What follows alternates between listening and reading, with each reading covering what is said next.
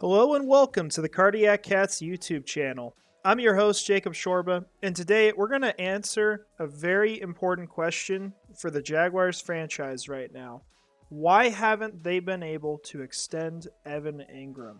So, this is going to be a big discussion I want to have. I think it's really important. It's something that a lot of people have been talking about because for a lot of fans, they've seen the lack of an extension as a limit on what the team can do this offseason because there's not as much cap space available at the moment.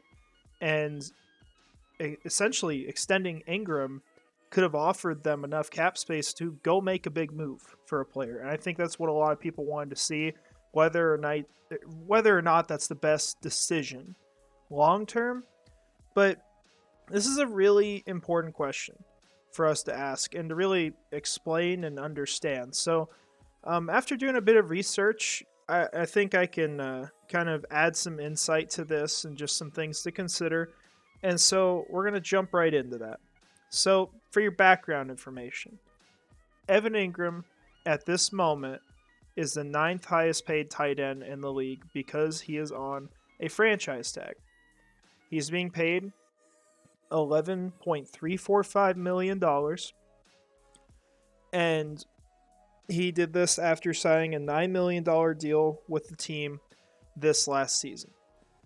And so the team obviously saw Engram as a player they wanted to retain, an important part to the organization. And the goal was to have a long-term contract done with them before free agency so that they could franchise tag Juwan Taylor perhaps, or just didn't have to use it at all. We really don't know whether they would have tagged Taylor or not. That's a big question. And so ultimately, the team was too far apart with Engram and wasn't able to retain him. Now, something that happened shortly after, and we'll look at this, just want to share a tweet that he put out. He put out, this was March 3rd. This was a little before he got franchise tagged, I believe. It's a retweet and more so a quote tweet of what someone said. It's saying, crazy that Evan Engram is going to get paid $11 million a year, and some slot receivers that offer the same production with worse blocking are about to get $15 to $20 million a year. And his response to that is that it's a confusing reality for the tight end position today. Ignore the fantastic picture below, by the way. But this is really how he's seen it and how a lot of other tight ends have seen it. Because kind of similar to the running back position, tight end is really underpaid for the value they offer. A running back's important to a team. You can't just win with a running back, but you see teams that have really great running backs are able to thrive because of it. And ultimately, those guys just don't get paid a lot. I mean, even Derrick Henry, like the amount he earns for what he offers the Tennessee Titans is absolutely absurd. Just that's my opinion on it. And tight end is kind of similar. For example, we look at what Travis Kelce makes every year, which he signed more of a team-friendly deal. But he makes like $14 million a season. Christian Kirk makes more than Travis Kelce. And while I love Christian Kirk as a player, Travis Kelce is more valuable to a franchise. We all know that. And so tight end is a very underpaid position. And I'll show you what some of the frustration is for the players there, is that ultimately they want to earn for the role they play. And you see a lot of tight ends that are not just playing in the tight end position, but they are also functioning as a receiver. If we look at Evan Engram's stats here and where he played snaps by position, if you do the math, you have all these different places. Treat inline as essentially where the tight end plays. So he plays there, and then sometimes tight ends can move out to slot. They function as a receiver there, and they also sometimes move out wide. Usually the better ones will do that. Evan Engram last year spent more time playing as a receiver, as a wide receiver, because he's either playing in the slot or out, on the boundary. He spent more time out there than he did anywhere else in either of those positions. You get over 50% of the time he was functioning as a receiver.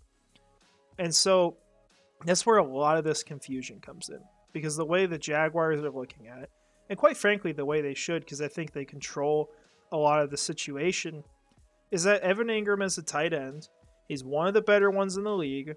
Jaguars do hold some cards because they're the ones who resurrected his career, and he's probably not going to be as great as he was at the end of last year on another team unless they have just as good of a situation. The Jaguars hold all these cards, and they want to pay him like a tight end. Evan Engram, however, sees himself as more of a slot receiver. He's also a tight end. He can also block, although, that is the one bigger weakness in his game, is he is not a great blocker. Not that he's awful, but it's not a strong suit. Engram can play all over, and he wants to be paid like that. He wants to be paid for everything he does. He wants to earn more.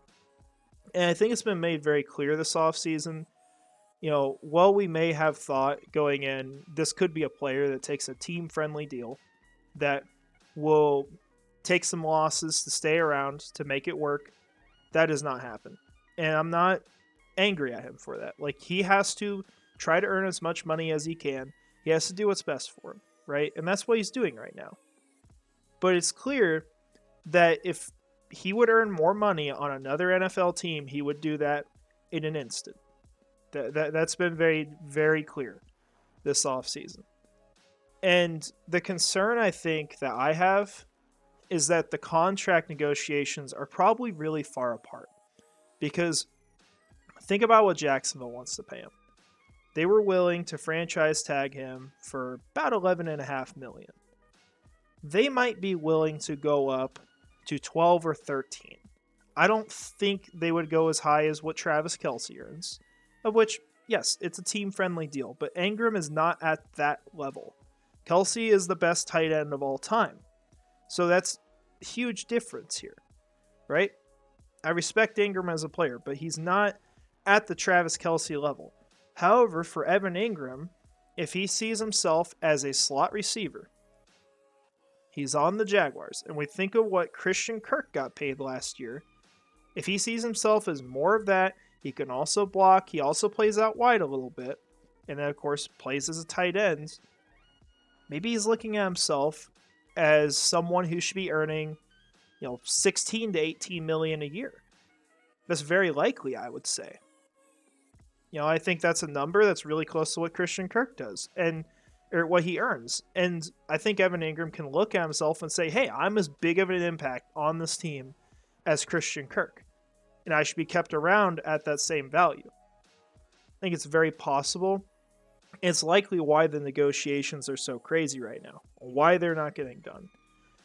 And unfortunately right now, unless, one side breaks on this, of which I think it would be more likely that it would be Engram lowering his value, because I don't think any team in the NFL would pay him that amount, especially with how bad the tight end market did this offseason.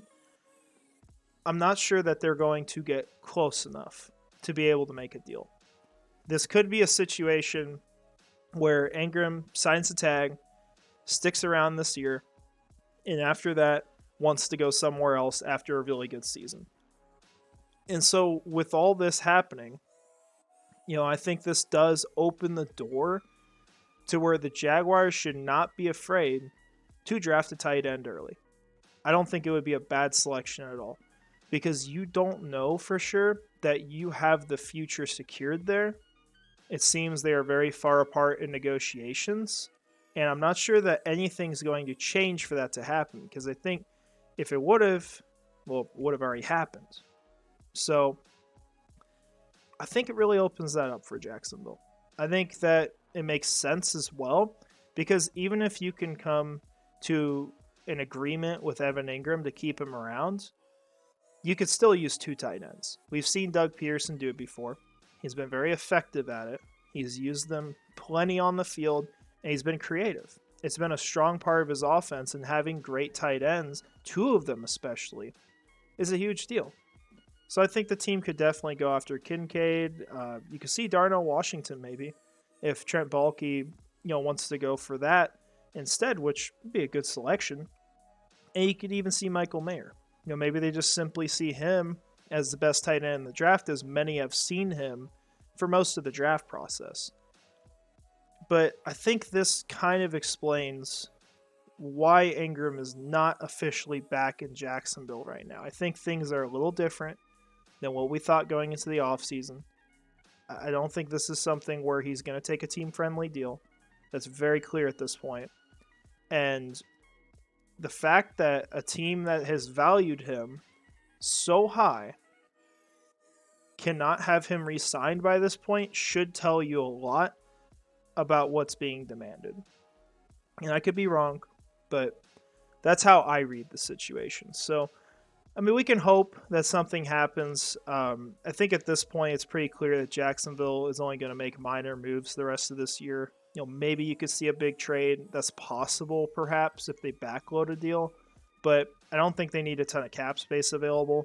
They're probably just going to get a couple edge rushers, like, bringing back Smoot or getting another guy in here. Maybe they get a tackle, someone who can play the swing position. I think you could see that stuff. But as far as an extension, might be something they wait out. Might be something that gets determined at a later date the way things are going. But I would not imagine that happens anytime soon. And you could see the Jaguars look to bolster the tight end room behind him in case he's not a part of the long-term plans because they simply cannot afford his price tag. So we'll have to see what happens. But I appreciate y'all joining. I hope you have a great rest of your day. If you got any suggestions on content, things you want to see, definitely let me know. Appreciate it. We'll have a live stream next week on Wednesday night. So if you got time then, make sure to join. We're going to talk about the NFL draft, talk about all these players. Give us any questions you got. We'd be glad to answer them. So appreciate it. Have a great rest of your day. And finally, go Jags.